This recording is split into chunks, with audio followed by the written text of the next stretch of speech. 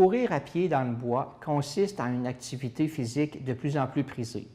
Si on ajoute les paysages d'automne, on obtient une compétition de plus en plus populaire sur la côte de Beaupré, le défi des couleurs Simard.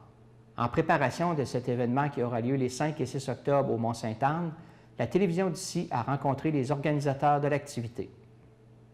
Grande année pour nous autres, 6e année, on a franchi le cap de nos 5 ans, donc c'est un événement qui est en pleine croissance et qui a de belles nouveautés à proposer cette année. Okay. On se renouvelle encore une fois. Okay. Et en termes de distance, quels sont les parcours là, qui sont offerts? D'abord, on ajoute un 42 km cette année, toujours le 23, le 11 qui est en trail, le 10 km, le 6,5, les courses pour enfants et une nouveauté cette année de 5 km dont je vais laisser la primeur à Sébastien dans quelques secondes. C'est une course qui est très prisée, qui a beaucoup de monde parce que c'est dans la nature. Justement, habituellement, bon an, mal an, comment que vous recevez des participants? Au début, on en recevait 600, puis il y a une belle croissance dans ce milieu-là. Puis cette année, c'est près de 1500 personnes, si ce n'est pas au-dessus de 1500 personnes qu'on va recevoir, ce qui nous place vraiment dans le peloton de tête au niveau de la participation dans les courses de trail, les courses en sentier au Québec. Et j'imagine qu'à vous deux tout seuls, vous ne pouvez pas tout gérer ça. Alors, il y a sûrement des gens qui vont vous aider, des bénévoles. Absolument. On a une garde rapprochée d'abord de gens qui sont impliqués de près dans l'événement, dans le déploiement de l'événement et la journée de la course comme telle. C'est près de 90 personnes qui sont impliquées à une tâche ou à une autre sur le site. Alors, M. Lachance, pourriez-vous nous parler des particularités au niveau des parcours, justement? Qu'est-ce que les gens vont emprunter, à quel endroit que ça débute et les arrivées, tout ça? Eh bien, on essaie de concevoir 2 parcours en sentier qui ont des particularités différentes. Donc, il y a des volets de course, le 6,5, le 10 km, qui sont des volets plus en sentier. Ce qu'on parle en sentier à ce moment-là, c'est de la poussière de pierre ferme en général, où est-ce que les gens peuvent courir 2 ou 3 de large. Donc, ça se fait avec des souliers de route standard. Et puis, il y a les amoureux de la nature, les puristes là, de trail, qui peuvent se gâter avec le 42 km, le 11 km et le 23 km. La particularité de ces parcours-là, c'est qu'il faut être un petit peu plus vigilant au parcours. Donc, beaucoup plus de dénivelé, beaucoup plus de racines, de roches.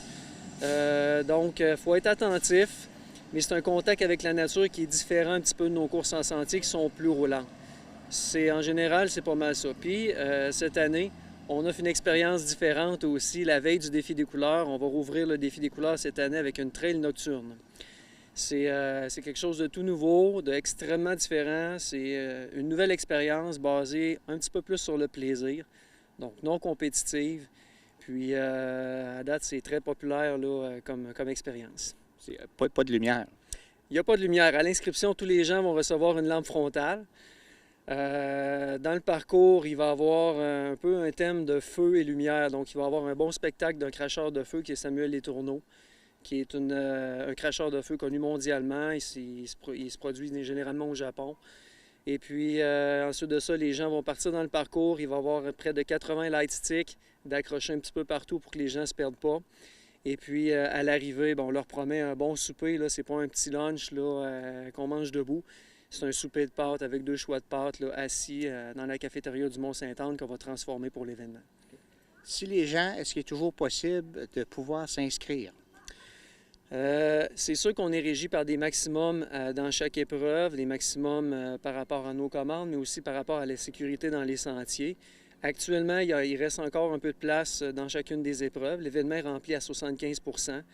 Mais je vous dirais qu'il commence à avoir certaines épreuves, là, par exemple la trail nocturne, où est-ce que ça commence à chauffer au niveau des places. Donc le matin même, ça pourrait être possible de s'inscrire, mais toujours s'il reste de la place dans chaque épreuve. Historiquement, depuis 6 ans, l'événement affiche complet à chaque année avant le jour J. Est-ce que les gens peuvent s'inscrire en ligne aussi?